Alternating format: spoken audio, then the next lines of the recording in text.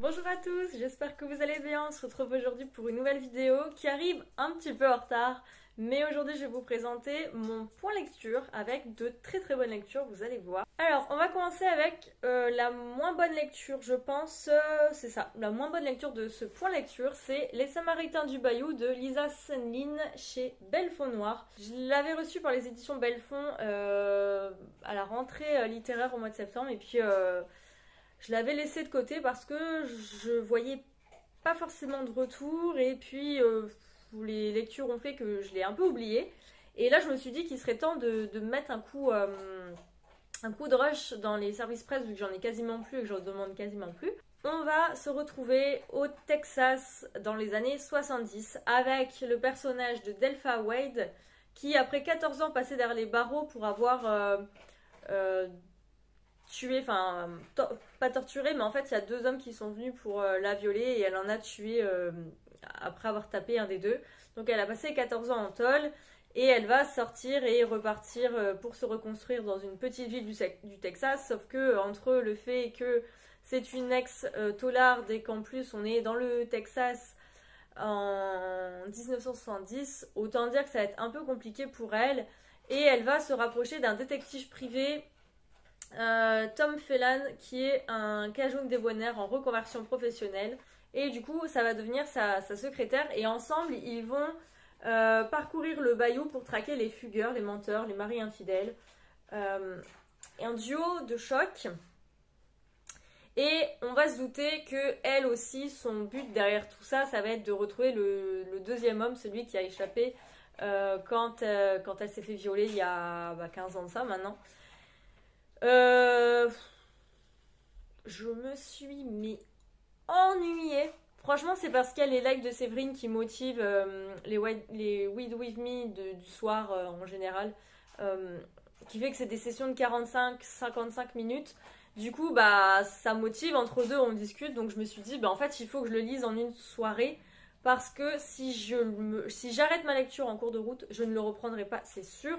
Et surtout, j'aurais déjà oublié ce que j'ai lu parce que, allez, passer les 50 premières pages où on se met dans l'histoire, on apprend qui est Delpha, euh, sa rencontre avec le privé, etc. D'accord. Mais après, je me suis demandé l'intérêt de ce livre, de l'intrigue. Euh, le résumé paraissait bien, me tentait beaucoup, et c'est pour ça que je l'avais demandé, c'était surtout au vu du résumé. Mais je me suis ennuyée. La preuve, ça doit faire 2 semaines peut-être que je l'ai lu, je sais même plus quand je l'ai lu. Franchement, aussitôt lu, aussitôt oublié, j'ai envie de dire, et c'est vraiment le seul que je vous conseillerais pas dans cette vidéo. Quand je l'ai lu, j'en parlais dans le chat, et il y a notamment Mylène et je crois qu'il y avait quelqu'un d'autre aussi qui l'avait. Alors Mylène l'a abandonné et Séverine m'a dit qu'elle avait lu que des chroniques négatives. Et d'un côté, je suis contente de l'avoir su au moment de ma lecture et pas avant parce que j'aurais eu encore plus de mal à le sortir. Donc maintenant, il est sorti, mais vraiment, c'est un livre que j'oublierai assez vite. Ensuite, avec Aurore, on a continué la saga Virgin River et on a lu le tome 3 et 4 de Robin Kerr sur le mois de février. Alors, j'aime toujours autant. On se retrouve dans cette petite ville, je crois que c'est en Californie du Nord, Virgin River, avec voilà, quelques personnages et au fur et à mesure des tomes, bah forcément, on voit l'évolution. Même si à chaque tome, on se focalise sur un couple. Ici, on va apprendre à un peu plus connaître la vie de Brie, qui est la sœur de Mike qu'on a connue dans le premier tome, et la sœur de Jack. Et Mike, qui est un des soldats avec qui Jack a fait l'Irak notamment. Et dans le quatrième tome, du coup, dans le deuxième tome aussi, mais dans le quatrième tome de la saga, on va plus s'apesantir sur le couple de Vanessa, qui est la veuve en fait d'un des soldats, pareil, qui faisait partie de la troupe de soldats américains dont Jack était le chef. Et Matt qui était le meilleur ami de ce mec là. Donc voilà, c'est à la fois hyper divertissant parce que ça se lit tout seul, on est à fond dedans, on a envie de s'évader à Virgin River, on oublie toute notre vie et nos problèmes actuels. Et Dieu sait qu'actuellement on a besoin de s'évader dans nos lectures. Et, euh, et ce que j'aime en fait chez Robin Kerr, c'est que c'est pas seulement de la romance pour faire de la romance, une petite histoire sans rien, c'est qu'à chaque tome, il y a des thèmes hyper importants qui sont abordés. Euh, la violence conjugale, les viols, l'alcoolisme, la guerre en Irak, enfin, il y a tellement de sujets hyper importants qui sont abordés, mais de manière tellement bien faite en fait que on a juste envie de se laisser porter et j'ai craqué, je me suis acheté la suite. Ces doubles tomes vont jusqu'au tome 8, donc je me suis acheté le 5 et 6 et le 7 et 8 en espérant que j'ai lu continue, mais voilà, je pense qu'au vu du succès de la série sur Netflix et de ces super beaux doubles volumes, j'espère qu'ils vont continuer à les éditer, sinon je prendrai dans leur ancienne version, même si il me semble qu'Aurore m'a dit que, contrairement à la version VO, on s'était arrêté bien avant en version française. Donc j'espère qu'ils vont profiter du succès de cette série pour éditer la suite en français et traduire la suite en français parce que sinon on va être obligé de lire en anglais et on les lira beaucoup moins vite, ça c'est sûr. Donc voilà, si vous hésitez, pareil, je l'avais dit pour la chronique du premier et deuxième tome, mais vous l'avez peut-être pas vu. J'aimais beaucoup la série Netflix et Aurore m'avait dit les livres n'ont rien à voir et c'est carrément mieux. Autant le premier tome je voyais pas trop la différence, mais plus on avance dans la série de livres, plus je vois qu'effectivement il y a énormément de choses qui ne correspondent pas à la série et dedans on est déjà plus avancé sur certains couples qu'à la télé, donc du coup je pense que là maintenant ça va me perturber de voir la nouvelle saison télé, quand ça va arriver, parce que je vais beaucoup confondre entre les livres et le film, parce que même si l'histoire est différente et certains sujets sont abordés différemment, les personnages quand même sont décrits de manière à ce qu'on les reconnaît et du coup ça risque un peu de me perturber. Mais bon, ça après c'est mon problème et je pense que à la vitesse où on les lit, je serai arrivée au tome 8, que la nouvelle saison sur Netflix ne sera pas encore sortie, donc je m'inquiète pour rien. D'ailleurs, les tomes là arrivent, ils sont en point relais, ils m'attendent. Et normalement, on lit le tome 5 et 6 au mois de mars, donc on va voir comment on s'organise. Ensuite, j'ai lu Comme des éclats de toit de Marie Joudinot, qui est publié aux éditions Archipel. C'est un roman contemporain que j'ai beaucoup aimé. On se retrouve à Paris une nuit, après une fête un peu trop arrosée et arrosée en drogue et en alcool. Hein. C'est le drame puisque il va y avoir un accident de voiture dramatique où Bérénice, qui est une jeune femme, je crois qu'elle a 19-20 ans, un truc comme ça, en tout cas elle est très jeune, elle a une vingtaine d'années, décède. Et Ulysse, qui était le conducteur de la voiture, et Madeleine, qui est la conductrice de l'autre voiture, on va les suivre en fait au fur et à mesure dans forcément au tout départ le choc, leur culpabilité, parce que chacun va avoir des choses à se reprocher en fonction de qui il est et de son rôle dans l'accident. Et de sa reconstruction, parce que une fois l'accident et les séquelles physiques remis, il faut se remettre mentalement et psychiquement, et c'est là où c'est le plus compliqué. Et d'autant plus que cet accident ne va pas seulement avoir des conséquences pour ces deux jeunes gens-là, mais aussi pour plus de monde, notamment le père de Bérénice qui s'appelle Georges, et qui a beaucoup de mal à faire le deuil de sa fille et qui va intervenir dans cette histoire. Il va y avoir au milieu de tout ça le personnage d'Aliénor, qui est une jeune femme assez mystérieuse qui a décidé de refaire sa vie et qui est partie donc de Paris à Nice, je crois, en tout cas dans le sud, qui travaille dans un magasin de glace.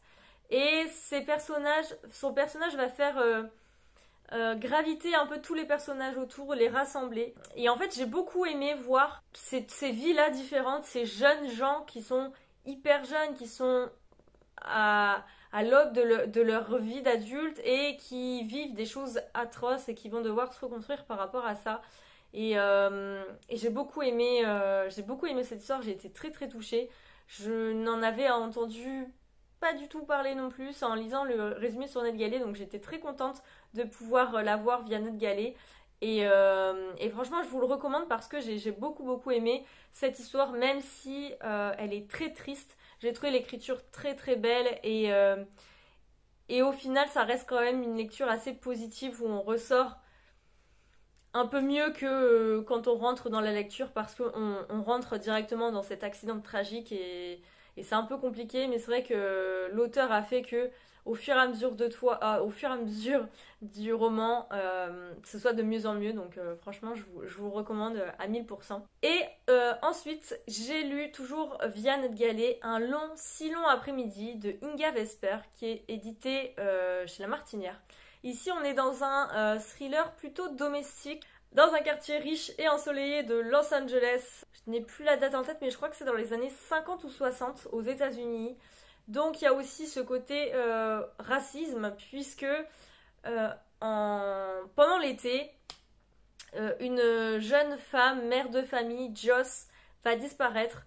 Et c'est Ruby, la domestique, la femme de ménage, qui va arriver, qui va s'occuper des deux enfants de Joyce et qui va juste trouver une tache de sang. Mais Joyce a disparu. Et forcément, en 1950-60, dans les États-Unis, une blanche qui disparaît et quand les flics arrivent, il n'y a que la domestique noire qui est la coupable. Forcément, ça ne peut être que la femme de ménage noire. Donc, elle va être assez tourmentée, puisque, aux yeux de tout le monde, c'est la meilleure suspecte. Sauf qu'on va voir que, comme dans beaucoup de quartiers résidentiels aux États-Unis, dans les familles blanches, il y a énormément de secrets de famille, rien ne va. Et la vie de Joyce et de son mari et de son voisinage n'est pas forcément tout rose, tout blanc. Et que au final, Ruby c'était peut-être une de celles qui était vraiment proche de Joyce. Et ce que j'ai aimé aussi dans ce roman-là, en plus de ce côté suspense, parce que il n'y a rien de fou. Moi, je m'y suis attendue assez rapidement au dénouement de cette disparition. Au final, je pense pas que ce soit ça l'enjeu, mais vraiment ce côté racisme et secret de famille, secret de voisinage. Vraiment, là, dans le résumé, dans le communiqué de presse, il mettait c'était un mélange entre La couleur des sentiments et Desperate Housewives. Et c'est exactement ça, le côté quartier résidentiel, quand on voit la description de l'ambiance du quartier, de la jalousie, des problèmes de couple, des secrets, etc. Ça fait vraiment Desperate Housewives. Donc pour ce côté-là, j'ai beaucoup aimé. Et tout ce qui est côté racisme et aussi relation entre les blancs et les noirs. Et ce que j'ai beaucoup aimé dans le côté relation, c'est la relation entre l'inspecteur et Ruby, qui fait que c'est une relation de travail, hein, pas... Au final, ça va être... ils vont s'unir seuls contre tous et pour vraiment savoir ce qui s'est passé, parce qu'on a l'impression qu'il n'y a que Ruby au final qui veut vraiment savoir ce qui est arrivé à Joyce.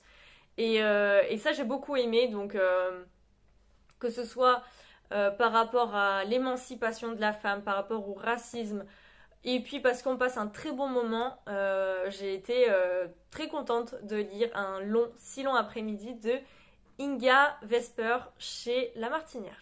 Et enfin, je vais vous parler du premier tome de La Traversée des Temps, donc Paradis perdu d'Eric Emmanuel Schmitt aux éditions Albin Michel. C'est le premier tome d'une série de 8 tomes qui va retracer l'histoire de l'humanité.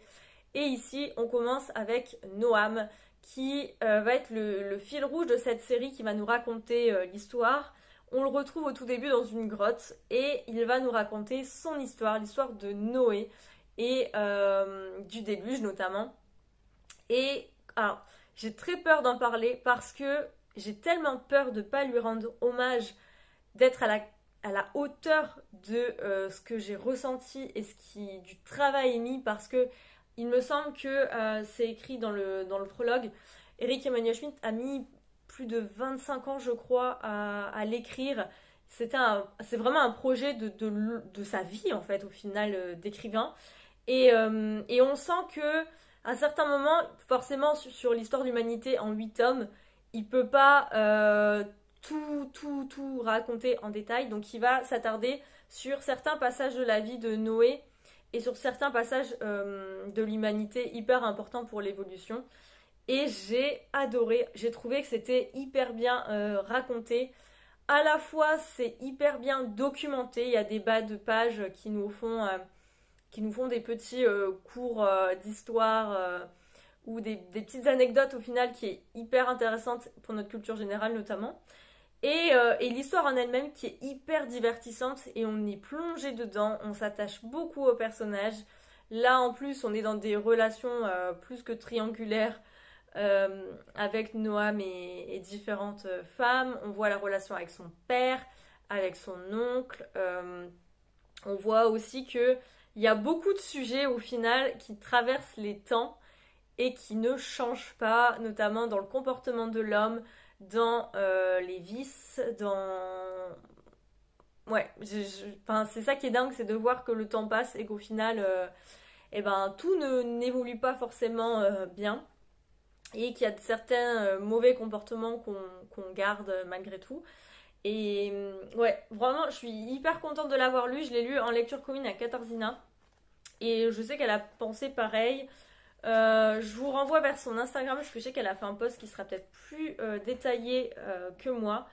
Mais ouais, en fait, j'ai été tellement emmenée dans l'histoire que je me suis dit que, étant ado, je pense que ça peut être hyper intéressant pour ceux qui sont pas hyper intéressés par l'histoire, etc. Alors c'était pas mon cas, donc voilà. Même si j'aurais adoré lire ça quand j'étais ado. Mais je pense que pour ceux qui ont un peu de mal avec vraiment le côté très théorique de l'histoire, ça peut être pas mal comme source, en tout cas de discussion par rapport à une période, puisque ça s'arrête à chaque période, donc par rapport aux années scolaires, c'est hyper intéressant.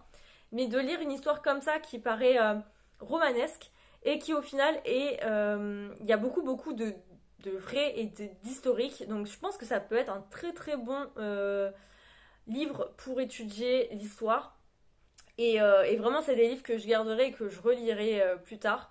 Et en attendant, j'ai le tome 2 dans ma pile à lire et on doit se caler une date, j'espère en mars, sinon pire en avril, mais normalement en mars, on va essayer de se trouver du temps pour lire la suite parce que c'était vraiment bien. Et ouais, que ce soit les personnages, que ce soit l'histoire, il est hyper gros, hein. Il fait... Donc c'est un grand format qui fait 560 pages. On l'a lu en même pas une semaine, je crois, en 5 jours, je sais plus. Mais en tout cas en moins d'une semaine. Et à aucun moment, je me suis ennuyée. Il y avait toujours quelque chose qui nous ramenait. Les chapitres font qu'on a toujours envie de continuer. Il y a un autre livre que je vous parlerai qui est un très beau coup de cœur dans le prochain point lecture. Mais c'était le point négatif, c'est que vers le milieu, voilà, c'est une brique. Et vers le milieu, il y a eu un petit essoufflement qui fait que ça n'a pas été un coup de cœur. Ici, on l'a pas du tout eu, cet essoufflement. Après, je connaissais la plume d'Eric Emmanuel Schmitt parce que c'est un de mes auteurs contemporains préférés. J'en ai lu quand même pas mal. Mais j'ai lu souvent des courts romans de lui. Et en fait, que ce soit court ou long, il a toujours cette poésie, cet art de conteur. Et ouais, franchement, si vous aimez les contemporains, si vous aimez les plumes poétiques, si vous aimez l'histoire, si vous voulez en savoir plus, si vous voulez améliorer votre culture générale, peu importe, lancez-vous dans cette série. Vous pouvez toujours lire que celui-ci et voir si vous voulez continuer ou pas. On peut très bien s'arrêter là à cette période de l'histoire. Mais je pense que forcément, vous voudrez aller plus loin. Je ne sais pas du tout quand sort le tome 3, mais je sais que le tome 3, c'est sur l'Égypte. Et c'est vraiment une période qui m'intéresse et que j'aime beaucoup dans l'histoire. Donc j'ai très hâte de lire le tome 3. Mais pour acheter et lire le tome 3, il faut lire le tome 2. Donc je vous reparle très prochainement du tome 2 de La traversée des temps d'Eric Emmanuel Schmitt. Et en attendant, vous pouvez toujours vous procurer celui-ci et le lire. Sachant que il est sorti au mois de février 2021, donc je pense qu'il va pas tarder à sortir en poche. Mais voilà, si vous voulez attendre la sortie poche, qui est logique parce que les grands formats font quand même 23 €, 23 € x 8, ça fait un budget. Donc c'est tout pour ce point lecture. J'espère que vous avez eu au moins un ou deux titres qui vous intéressaient et dont je vous ai donné envie. Parce que c'est vraiment, à part le premier, de très très bonnes lectures dans différents genres. Donc je vous conseille d'en lire un ou plusieurs et de venir m'en parler en commentaire. En attendant, dites-moi en ce moment la lecture que vous avez préférée et on se retrouve très prochainement pour un autre point lecture où j'ai déjà quelques lectures de prêtes et un super coup de cœur que je m'attendais tellement pas et que j'ai très envie de vous faire de partager avec vous. Donc on se retrouve très prochainement pour un point lecture et je pense même que vous aurez un book haul qui est une vidéo qui devient très rare, mais j'ai de quoi vous faire un petit book haul, donc je pense que je vais vous faire une vidéo très prochainement. En attendant, je vous laisse et je vous souhaite de très très bonnes lectures. Ciao!